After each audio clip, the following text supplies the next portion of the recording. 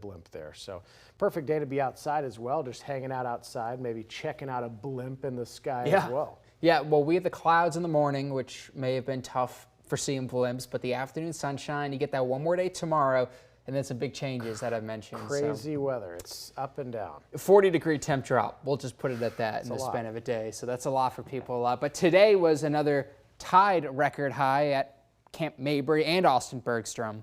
Should be at 62, still dealing with this spring-like warmth. Our normal out-the-door morning temps 42, and instead we kicked off today at 68 degrees. Definitely mild. Our Ewald Kubota camera capturing 35 in Georgetown. There's the clouds you can see continuing to build in. 71 degrees when you step outside. Winds out of the south-southeast at this hour at 7 miles per hour. And humidity 84%.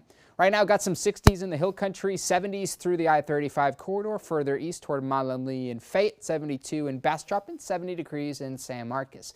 Really not that much to show you looking at clouds and radar. A few spot showers up toward the Panhandle, more clouds up toward the Dallas-Fort Worth area. But we're going to fast forward till tomorrow when I show you this cold front on the way. So big picture, you'll notice that it may kick up a little bit of light rain during the afternoon and evening. Most of this is in eastern Texas down toward the coastal plains. I'll show you a closer snapshot in just a second. But the big effect is going to be the gusty winds and the cooler temps. By Monday, high of 50 degrees. By Tuesday, we stay in the 50s. Our normal high is 62. So I think 2025 and 2026, the first day of the new year, is going to be the most seasonable and pleasant. Then we got some 70s back Friday and Saturday, which is nice, and really no rain besides anything that would fall tomorrow. So you can find your city here for high temps down toward LaGrange. That's Fayette County, Flatonia, 83, 81 Bastrop, Austin. Got some upper 70s here and there, 82 degrees in Atlanta. Winds will be light out of the south ahead of the cold front. So here's the cold front timing, 5 to 7 p.m. for parts of our area up towards San Saba, Lampasas, Mason, Atlanta, 7 to 9 for the bulk of us. That includes Austin. And then anything south of, let's say, Caldwell County, 9 p.m. to 11 down towards San Antonio. The rain chance isn't crazy. I have around a 10 to 20%.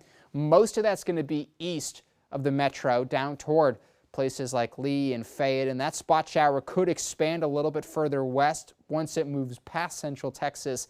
So not much. I think most, if not all, stay dry. I bumped our rain chance down just to 10%. If anything, a trace to a 10th, and it would be on the lower end of that. I think a widespread trace for those who get that much rain. Really no consistent heavy downpours are expected. Winds will be a big factor, though, gusting up to 45 miles per hour times. Look how quickly this comes in. So 24 hours from now when we're doing the show on KXAN, the biggest thing will be just the change in the winds and the crash in temps. They'll stay gusty throughout your day on Monday. And with those cooler temperatures that I pointed out, the wind chill or the feels like at or below freezing in the hill country, this is lunchtime in some 30s. So when you're heading off to work, make sure you bundle up because it's going to be a complete change in the season.